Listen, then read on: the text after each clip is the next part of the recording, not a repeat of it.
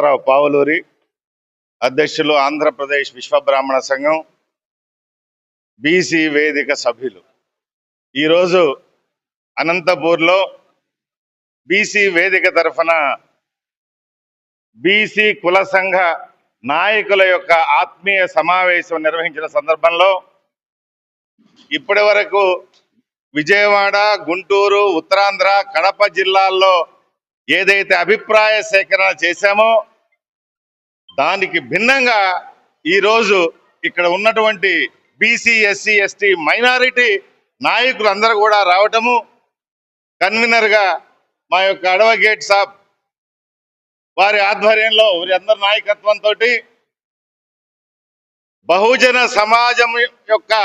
ఆవశ్యకత తెలిసే విధంగా ఈ యొక్క అనంతపూర్ నుంచి మాకు వేదికకు మంచి సూచనలు, సలహాలు వచ్చినటువంటి విషయాన్ని ముందుగా తెలియజేస్తా ఉన్నాం. బీసీల యొక్క అభివృద్ధి, బీసీల యొక్క బాగుపడటము, బీసీల యొక్క రాజ్యాధికారం ఎప్పుడైతే వస్తుందో, అసెంబ్లీ చట్టసభల్లో ఎప్పుడైతే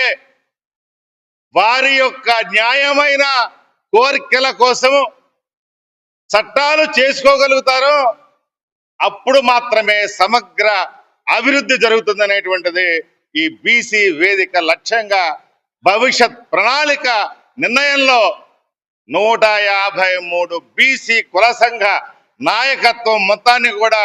కలుపుకొని ముందుకు పోయేటువంటి ఆవశ్యకతను తెలియజేసే ఉద్దేశంతో ఈ కార్యాచరణ తీసుకున్న విషయాన్ని కూడా ఈ సందర్భంగా తెలియజేస్తా ఉన్నాం. ప్రభుత్వ వ్యవస్థలో 79 సంవత్సరాల ప్రజాస్వామ్య వ్యవస్థలో ఈ రాష్ట్రంలో, దేశంలో ఎవరైనా అణగదొక్కబడ్డారు అంటే అది బీసీ జాతులైన విషయాన్ని ఈ సందర్భంగా తెలియజేస్తా ఉన్నాం. 1931-36లో బీసీ కుల జనగణన జరిగింది. ఈ రోజు వరకు కుల జనగణన గురించే ఎవరూ పట్టించుకోలేదంటే హాస్యాస్పదంగా ఉన్నటువంటి సందర్భంలో కులగణన చేస్తామని చెప్పి భారత ప్రభుత్వం చెప్పిన సందర్భంలో ఖచ్చితంగా సమగ్ర కుల జనగణన, మహిళా చట్టం తెస్తామని చేసేటువంటి సందర్భంలో బీసీల యొక్క వాటా కూడా, మహిళలకు వాటా కూడా అడిగే సందర్భాన్ని కూడా ఖచ్చితంగా నిర్ణయించేటువంటి విధంగా ఉండాలనే విషయాన్ని కూడా ఈ సందర్భంగా తెలియజేస్తూ, ఈ 79 సంవత్సరాల్లో ప్రభుత్వాలు ఏర్పడినాక పోరాడుతూ ఉన్నటువంటి సమస్యలు ఏమైతే ఉన్నాయో ఇప్పటి వరకు ఒక్కటి కూడా